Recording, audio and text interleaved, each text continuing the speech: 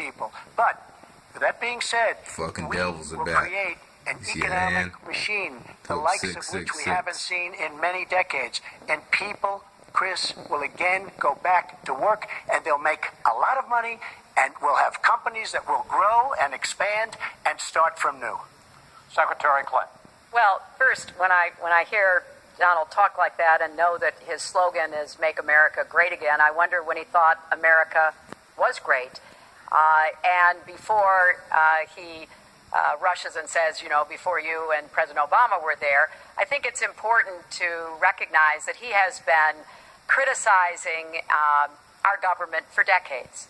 Back in 1987, he took out a $100,000 ad in the New York Times during the time when President Reagan was president, and basically said exactly what he just said now, that we were the laughing stock of the world.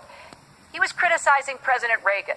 This is the way Donald thinks about himself, puts himself into, the middle and says, I alone can fix it, as he said on the convention stage.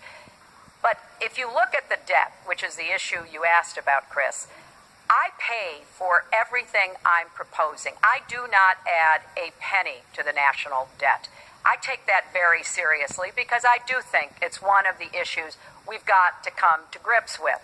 So when I talk about how we're going to pay for education, how we're going to invest in infrastructure, how we're going to get the cost of prescription drugs down, and a lot of the other issues that people talk to me about all the time, I've made it very clear we are going where the money is. We are going to ask the wealthy and corporations to pay their fair share. And there is no evidence whatsoever that will slow down or diminish our growth. In fact, I think just the opposite. We'll have what economists call middle out growth. We've got to get back to rebuilding the middle class, the families of America. That's where growth will come from. That's why I want to invest in you. I want to invest in your family. And I think that's the smartest way to grow the economy, to make the economy fairer.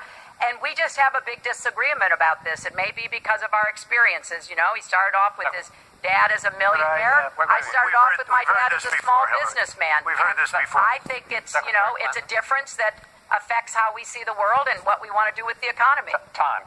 Thank you, Hillary. Could I just respond? Well, no. Because sir, I did we're running out of disagree with time. Ronald Reagan very strongly on